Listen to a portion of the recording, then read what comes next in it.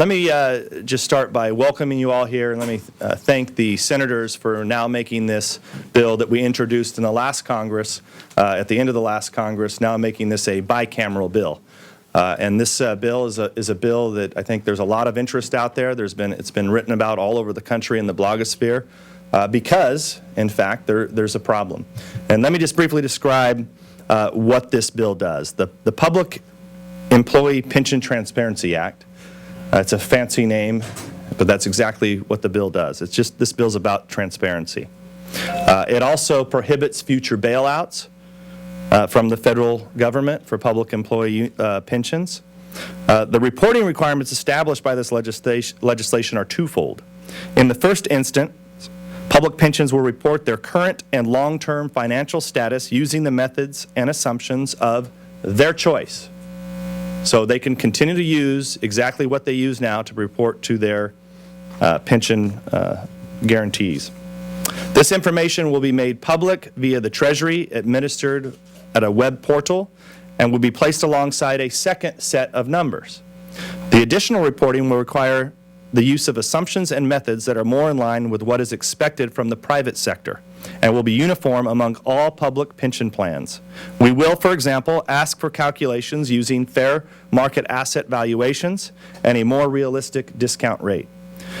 Once public, this information can be evaluated by taxpayers, retirees, government employees, and anyone else interested in understanding the current financial status of taxpayer-financed public employee pensions. Each of us can make our own judgment about assumptions and methods used by the plan sponsors to calculate their debt and whether or not we believe those methods are reasonable or whether the second set of data using a uniform accounting standard is more realistic. Before I turn this over to my colleagues and our supporters, let me say a quick word about why this bill is needed today. There are more than 2,500 public employee pensions throughout the United States. Each plan is subject to rules established by the various states and jurisdictions in which they operate. These plans produce reports and publish financial data. However, they do not operate using a uniform system of assumptions and methods, meaning that it is highly difficult to conduct meaningful analysis or comparison. One jurisdiction, for example, may use fair market calculations of its assets. Another may smooth those numbers out over 10 or 20 years. The result is a blanket of fog covering public employee pension liabilities and serious uncertainty over to the extent to which these plans are underfunded.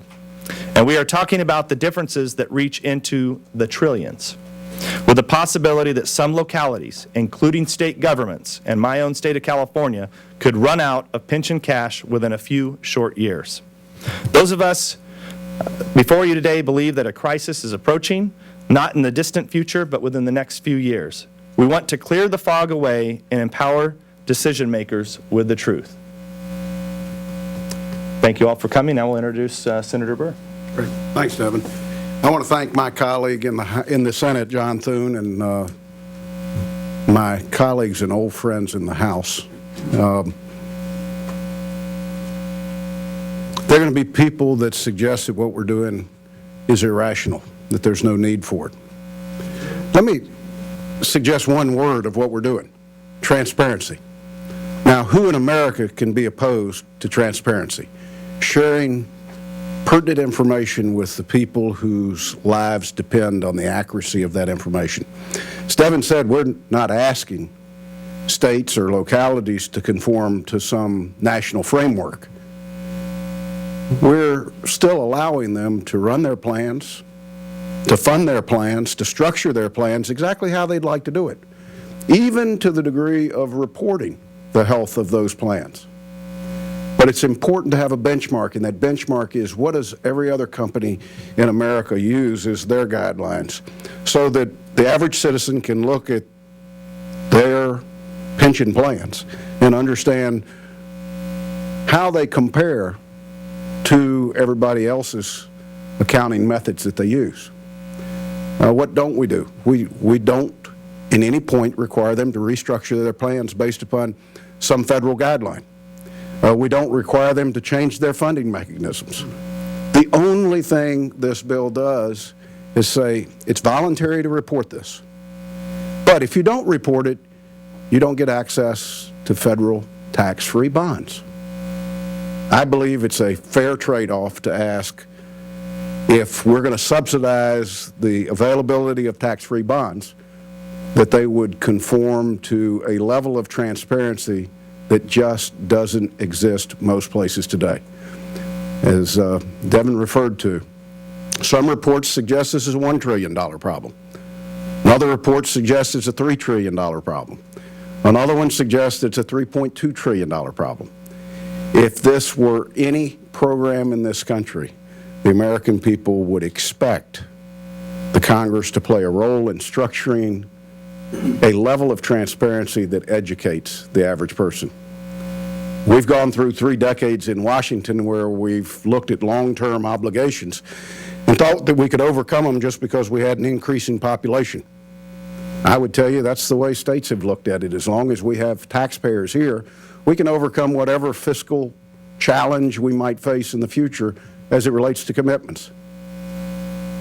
I think what this will provide is an opportunity for people to not just look at the health of their pension plans and the future obligations that they've got, but to look at the inflows or outflows of population and realize that most states that are in the biggest trouble are the ones with outflows.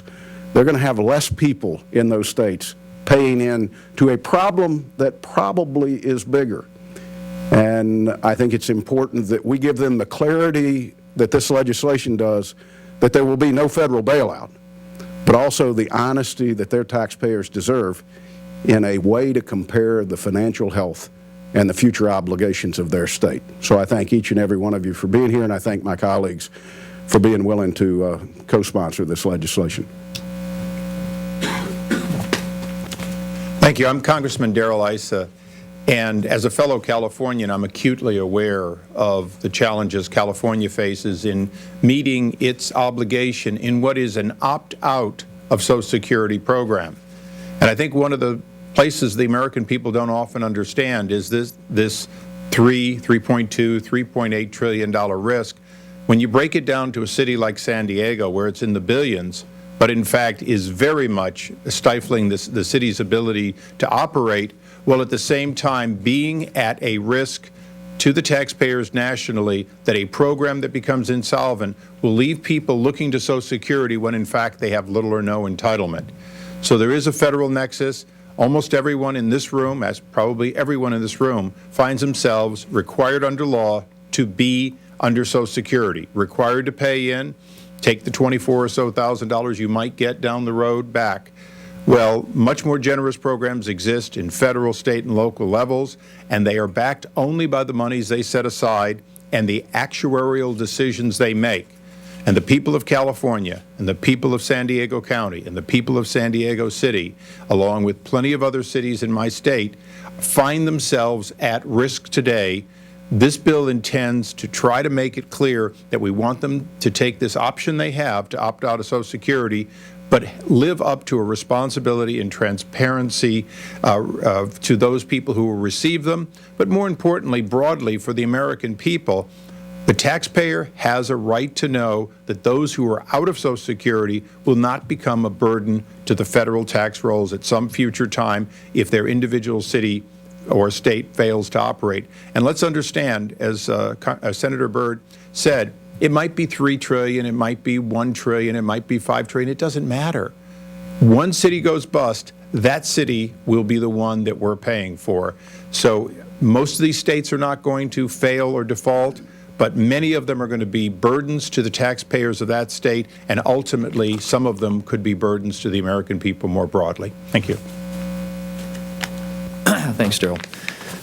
Well, I want to join with my colleague from the Senate, Richard Burr, and also compliment my former colleagues from the House, Devin, Nunes, and Darrell Issa, and Paul Ryan, on this legislation. This is an important piece of legislation because it's about openness, fundamentally. And you can't know how to solve a problem until you know what the dimensions of the problem are.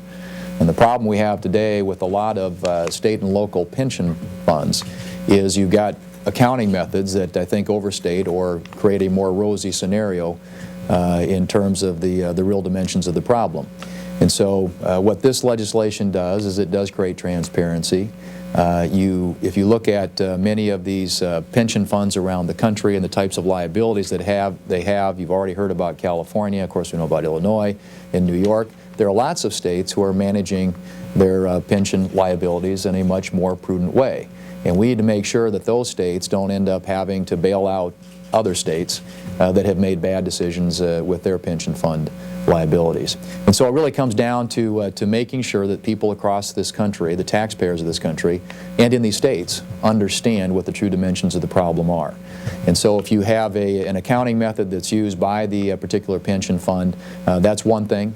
But there are, if you look at the private sector accounting methods that are used, come to very different conclusions based upon fair market valuations. And it's important, I think, that we have those fair market valuations available to the taxpayers of this country so that they can make determinations, too, about the health and vitality of their pension funds and what those long-term liabilities are going to be in the future.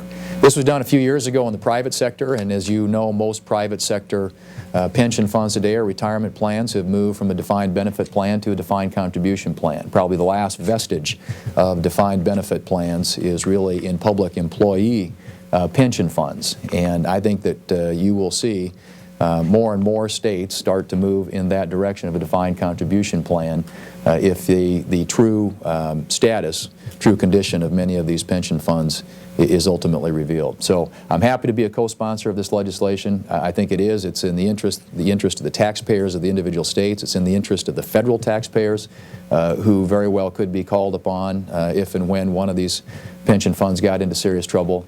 And we want to certainly make sure that that doesn't happen. And so I hope that we'll be able to move this along. I think that our colleagues in the House are in a good position to see this legislation moved, and we will do everything, Richard and I will, in the Senate to see that it also has an opportunity to be voted upon. Thanks.